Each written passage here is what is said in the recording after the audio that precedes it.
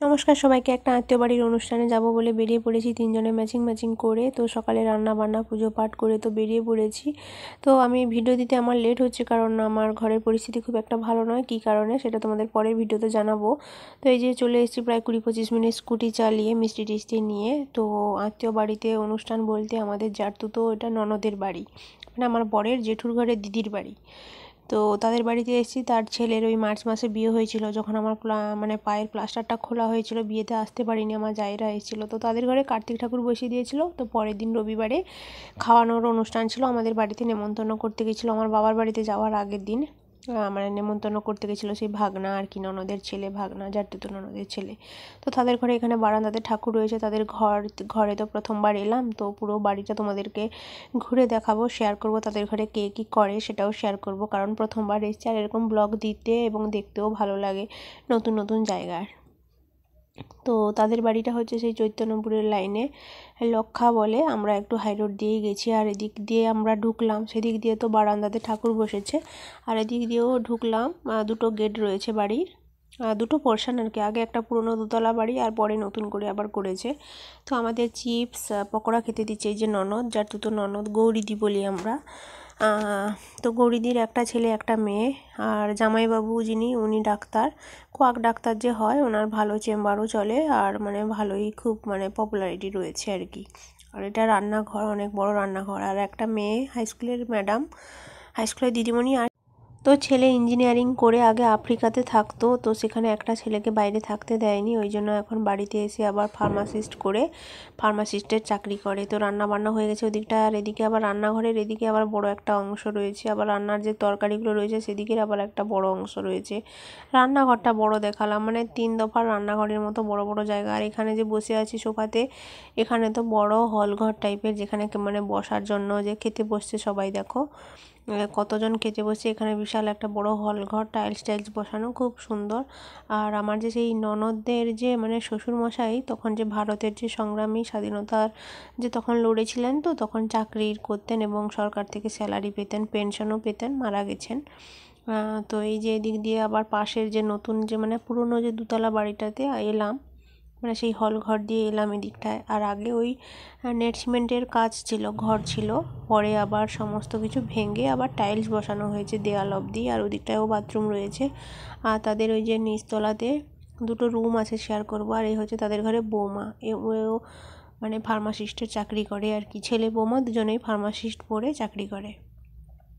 আর মেয়ে তো হাই স্কুলের দিদিমণি, আর জামাইও ভালো চাকরি করে। আর এদিকে ওই যে মানে দুটো রুম আছে, তোমাদের সঙ্গে একটু শেয়ারও করে দিই। আর তাদের ঘরে তো ননদ সবাই ব্যস্ত। ননদের মেয়ে যে হাই স্কুলের দিদিমণি, সেও এসছে, তার একটা ছেলে রয়েছে। এখানে একটা রুম, আলমারি আর এমনিতে দেয়াল শোকেস টোকেস রয়েছে। তো আমি তাদেরকে পারমিশন নিয়ে ভিডিও করছি, কারণ সবাই তো ভিডিও করা পছন্দ করে না, তারাও হয়তো খুব একটা পছন্দ করে না, তারা ওই জন্য ক্যামেরার সামনেও আসেনি আর তাদেরকে আমি নিয়েও নিই। তো নতুন এসছি যখন, তাদের ঘরটাও তোমাদের সঙ্গে শেয়ার করে দিচ্ছি। এর আগে একবার এসছিলাম যখন আমাদের ঘরে একটা পুজো হয়েছিল, আমার বিয়ে তখন 6 মাস কি 1 বছর মতো হয়েছে। তখন আমার বর নেমন্তন্ন করতে আসবে বলে আমাকেও নিয়ে এসেছিলো ঘর দেখাবে বলে। তো এদিকেও একটা রুমে দুটো পালঙ্ক রয়েছে আর ড্রেসিং টেবিল, তারপরে ওই যে আলমারি, শোকেস আলমারি রয়েছে।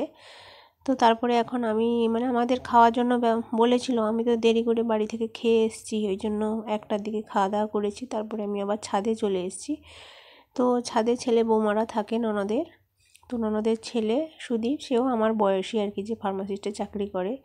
তো আমরা মামি হই, হলেও আমরা সমবয়সী। যাই হোক, সে আমাকে ছাদটা দেখাতে নিয়ে এলো, তাদের যে ছাদের রুমটা, শ্বশুরবাড়ি থেকে জিনিসপত্র দিয়েছে, ওই যে পালঙ্ক, তারপরে আলমারি, ড্রেসিং টেবিল যেরকম হয়, আর তাদের যেরকম শোকেস, দেয়াল শোকেস যেগুলো রয়েছে, আর ল্যাপটপ ট্যাপটপ, সেগুলো একটু ঘুরে তোমাদেরকে ভিডিও করে শেয়ার করলাম, আমিও দেখছি আর তোমাদের সঙ্গেও শেয়ার করে দিলাম। আর ওই যে দেখেছো নেট সিমেন্টের আগে নিচতলাতেও ছিল, সেগুলোতে পরে টাইলস বসিয়েছে।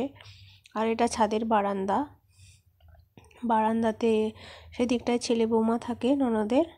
আর এদিকটাতে আর একটা রুম। তো সেই ননদের, আমার তো সেই ননদ গৌরীদির, তার আবার নিজের 5 ননদ। তো এটা একটা ভাড়ার ঘর মতো, জিনিসপত্র থাকে। আর সেই ননদের ছেলে সুদীপ, যে বলছি আমার বয়সী, সে আমাকে এগুলো দেখাতে নিয়ে এসছে ছাদটা। আমি বলছি চলো তোমাদের ঘর দেখিনি, সেও বললো চলো আমি তোমাকে দেখাবো। আরও 3 তলাতে চলো, তোমাদের দেখাবো আমাদের যে ঘরের এরিয়াটা কত বড়।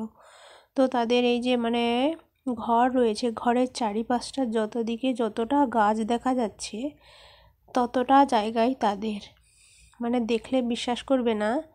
এই যে দিকটায় যে হল ঘর আর ওদিকে যে রান্নাঘরের 3-4টা পার্ট রয়েছে, সেদিকে যে বড় পুকুর রয়েছে, পুকুরের ধার থেকে যত দূর এলাকা দূরে গাছগুলো দেখা যাচ্ছে, নারকেল গাছ, সুপারি গাছ, সব এদের। এখানে 700 মতো চারা রয়েছে মানে সুপারি গাছের। আর তো সেখানে সুপারি বিক্রিও হয়। আর এই দিকটায় আবার একটা পুকুর রয়েছে, তাল গাছ রয়েছে। আবার এই যে বাড়ির সামনে, সেখান থেকে যে স্টার্ট হয়েছে আঙুল দিয়ে দেখালাম, সেখান থেকেই পুরো এরিয়াটা এদের ঘরে, পুরোটা। মানে সেই আমার জ্যাঠুতো ননদের ছেলে সুদীপ, আমার বয়সী বলছি যে, সুদীপ আমাকে বলছে, মামি একটা পুরোটা 5 বিঘা যে মানে জমির এরিয়া, 5 বিঘে চারিদিকটাই তাদের ঘরে। তার বাবাও একা আর কি, মানে আমাদের জামাইবাবু হয়, উনিও ডাক্তার, বললাম না কোয়াক ডাক্তার পপুলারিটি রয়েছে। আর ছেলে বৌমা ফার্মাসিস্ট চাকরি করে, মেয়ে হাই স্কুলের দিদিমণি। তারপরে তাদের মানে দাদু, সুদীপের দাদু, সেও ভারতীয় সংগ্রামীর পেনশন পেতেন। তো অনেক ব্যাপার।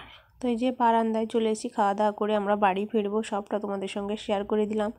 এদিকটায় দেখো, আগে তো গরু টরু থাকতো, গোয়াল ঘরও কত সুন্দর করে রয়েছে দেখো। মানে সবাই জানে, মানে অনেকটা ভেতরের দিকেও বাড়ি হলেও অনেকটা জায়গা জুড়ে তাদের ঘর বাড়ি। আর এত বড় ঘর বাড়ি, সব পরিষ্কার পরিচ্ছন্ন। সেই ননদের ঘরে বৌমাও করে, তাদের ডিউটিও থাকে কাজের। তো চলো, তোমাদের সঙ্গে শেয়ার করে দিলাম। সবাই ভালো থেকো।